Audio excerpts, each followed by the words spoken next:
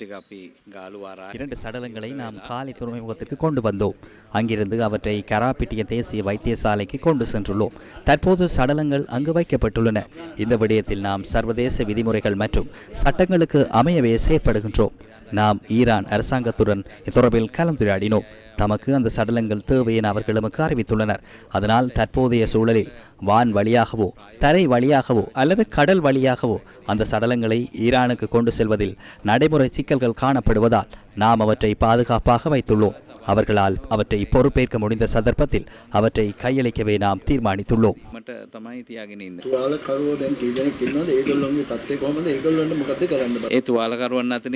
காயமடைந்தவர்களில் ஒருவர் மாத்திரம் தீவிர சிகிச்சை பிரிவில் உள்ளார்.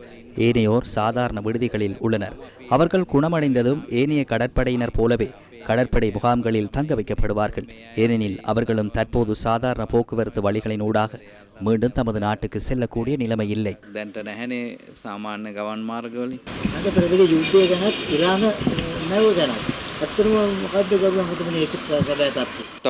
ஒரு பொறுப்புள்ள அரசாங்கம் என்ற ரீதியில் நாம் சர்வதேச உடன்படிக்கைகள் மற்றும் ஐக்கிய நாடுகள் சபையின் உடன்படிக்கைகளுக்கு கட்டுப்பட்டுள்ளோம். நீங்கள் குறிப்பிட்ட அந்த கப்பல் விவகாரத்தில் நாம் மனிதாபிமான ரீதியில் உயிர்களை காப்பாற்றுவதற்கு முன்னுரிமை அளித்து செயற்பட்டோம். 2வது கப்பல் தொடர்பான விடயங்களையும் நாம் தற்போது முகாமைத்துவம் செய்துள்ளோம். இது தொடர்பாக ராஜதந்திர ரீதியில் சம்பந்தப்பட்ட நாடுகளுடன் பேச்சுவார்த்தை நடத்தி தற்போதைய நிலைமை எவ்வாறு உள்ளது? தேசிய பாதுகாப்புக்கு அச்சுறுத்தல் ஏற்பட்டுள்ளதா? தேசிய பாதுகாப்பு தொடர்பில் நாம் மிகவும் பொறுப்புடன் செயற்படும் ஒரு அரசாங்கம். இதுவரை தேசிய பாதுகாப்புக்கு எந்தவொரு பிரச்சனையோ அல்லது அச்சுறுத்தலோ ஏற்படவில்லை.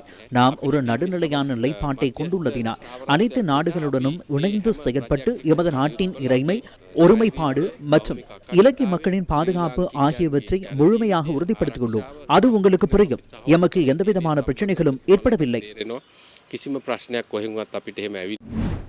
இதேவேளை ஈரானுக்கு சொந்தமான IRINS புஷேர் கப்பலிலிருந்து 204 பேர் மீட்கப்பட்ட புதிய காட்சிகள் வெளியிடப்பட்டுள்ளன.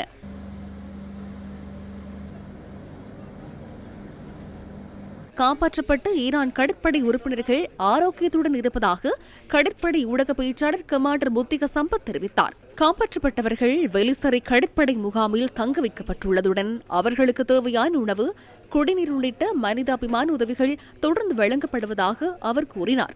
ஈரானுக்கு சொந்தமான IRINS புஷேர் கப்பலில் இருந்து 204 பேர் கொழும்பு துறைமுகத்துக்கு நேற்று அழைத்து வரப்பட்டு வைத்திய பரிசோதனைகளின் பின்னர் வெலிசரை கடற்படை முகாமுக்கு அழைத்துச் செல்லப்பட்டனர். ஈரானுக்கு சொந்தமான ஐரிஸ் டேனா கப்பல் மீது அமெரிக்கா நடத்திய டொர்பிடோ தாக்குதலில் உயிரிழந்தவர்களின் சடலங்கள் நாட்டுக்கு கொண்டுவரப்பட்டதுடன் மீட்கப்பட்டவர்களுக்கு சிகிச்சைகளை வழங்கவும் நடவடிக்கை எடுக்கப்பட்டுள்ளது.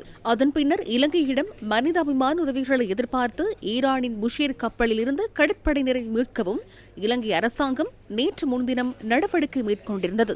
இந்த தீர்மானத்துக்கு அமைய கப்பலை திருகோணமலை துறைமுகத்திற்கு கொண்டு செல்வதற்கான நடவடிக்கைகளுக்கு தேவையான பணியாளர்கள் தவிர்ந்த ஏனைய கடற்படையினர் வெலிசரை கடற்படை முகாமுக்கு நேற்று அழைத்துச் செல்லப்பட்டனர். இதேவேளை ஈரானின் யுத்த கப்பலான ஐரிஸ் லாவன் இந்திய அதிகாரிகளின் அனுமதியுடன் இந்தியாவின் கொச்சி துறைமுகத்தை சென்றடைந்துள்ளது. கப்பலில் ஏற்பட்ட தொழில்நுட்ப கோளாறினால் ஈரானின் வேண்டுகோளின் பேரில் அந்த கப்பலை கொச்சி துறைமுகத்தில் நிறுத்த அனுமதித்ததாக இந்திய ஊடகங்கள் செய்தி வெளியிட்டுள்ளன. ஐரிஸ் லாவன் யுத்த கப்பலும் இந்தியாவில் நடைபெற்ற கடற்படை பயிற்சி மற்றும் சர்வதேச கப்பல் கண்காட்சிக்காக வருகை தந்த கப்பலாகும்.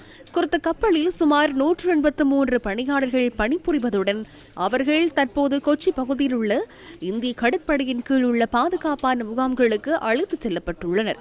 இஸ்ரேலும் அமெரிக்காவும் இணைந்து ஈரான் மீது தாக்குதல் நடாத்தி ஈரானின் சிரேஷ்ட ஆன்மீக தலைவர் அயதுல்லா அலி கமேனியை படுகொலை செய்த கடந்த 28ஆம் தேதி அன்றே குறித்த கப்பல் இந்தியாவினுள் பிரவேசிப்பதற்கு அனுமதி கோரியுள்ளதாக தெரிவிக்கப்பட்டுள்ளது.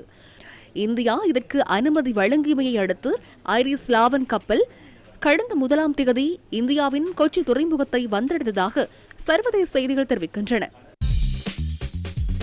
For everything you need, B2B.lk, Sri Lanka's largest business marketplace.